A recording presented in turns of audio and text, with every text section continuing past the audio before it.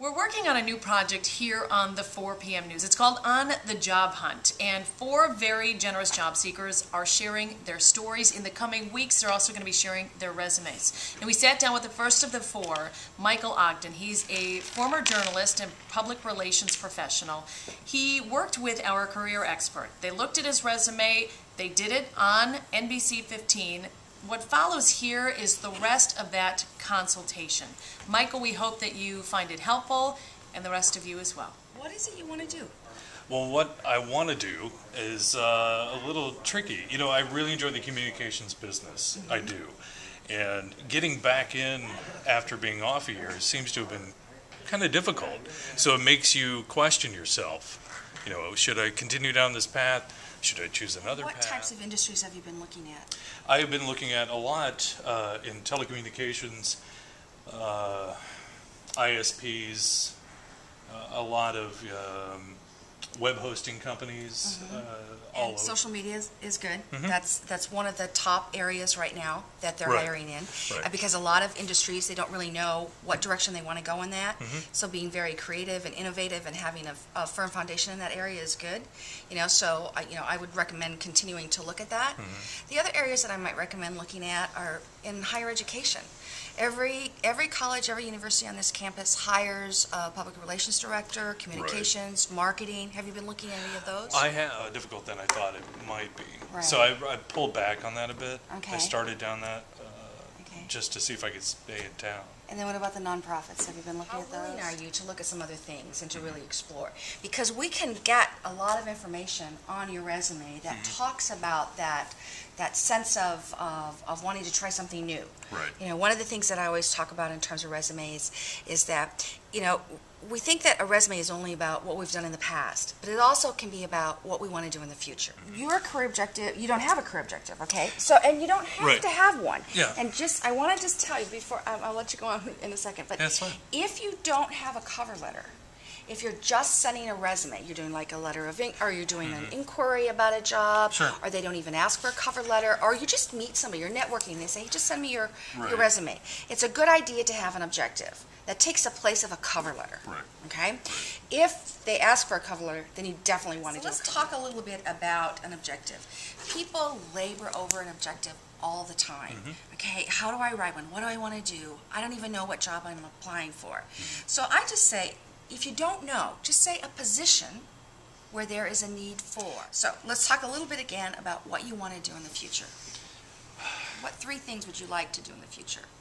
They don't even have to be related, because we're going to make. I would love, you know, I really enjoy the excitement of crisis communications. You know what? I'm really good at it. I think that's a very strong point of mine. Second would be cooking. I love cooking. I absolutely love it. Donovan, do I love it? Yeah. Yes. Okay. So, third.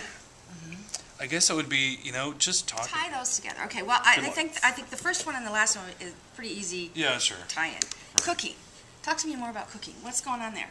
You know what? I bake, I cook, I do whatever. I just enjoy it. I enjoy the pace of it and the timing. It's kind of like crisis communications, honestly. It's more of a timing. You know, I enjoy having a few balls in the air at the same time, and then see if I can wrap it all up into a nice product. You said it's timing, the cooking thing. So what I'm thinking, crisis management, I'm thinking talking with people. It's almost like it's the timing, but it's like the strategic timing of something. Okay? So it's the strategic timing and this sort of this critical thing with crisis management, and I'm thinking sort of critical to achieve community goals. And so if you wrote a career objective that said something, I've got it for you, is like a position where there's a need for an individual with excellent communication skills,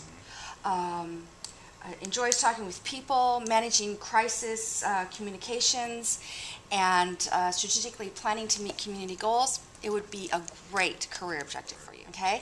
Okay, so basically what you've done, you've said, okay, I've got a lot of different things going on for me. First of all, I'm well thought out. I can think of a complex sentence and get my point across and not bore anybody, hopefully. Okay? That you've packed a lot of information just in one sentence, which would speak highly to your ability to communicate. And yet, there's lots of separate things going on in there. You know, you're demonstrating a lot of different skills. Because certainly something with crisis communications, you know, that's huge. Being able to affirm to people that we're going to be okay in this crisis, or we know what we're doing, that's a huge skill. And you've got that. And so being able to put that in the first sentence of your resume, it's going to catch somebody's attention. Okay.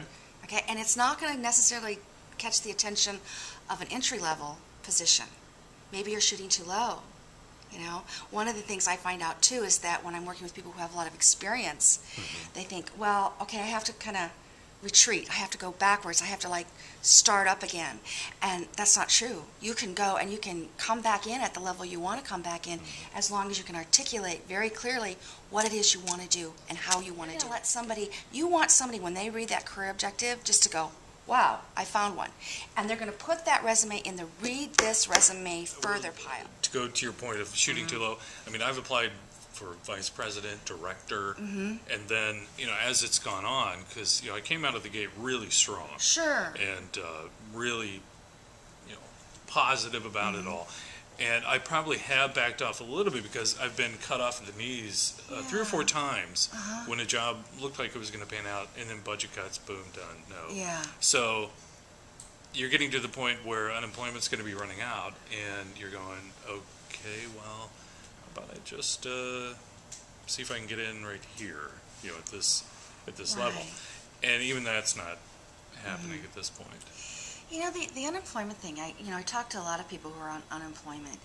And as much as we need that unemployment and it's critical to our lives, sometimes running out of it is just the thing you need to get to that next thing. Yeah, and I'm not recommending that anybody like get to that point. Yeah, I just didn't think it would go on this long. So on Michael's resume, biggest changes you've made?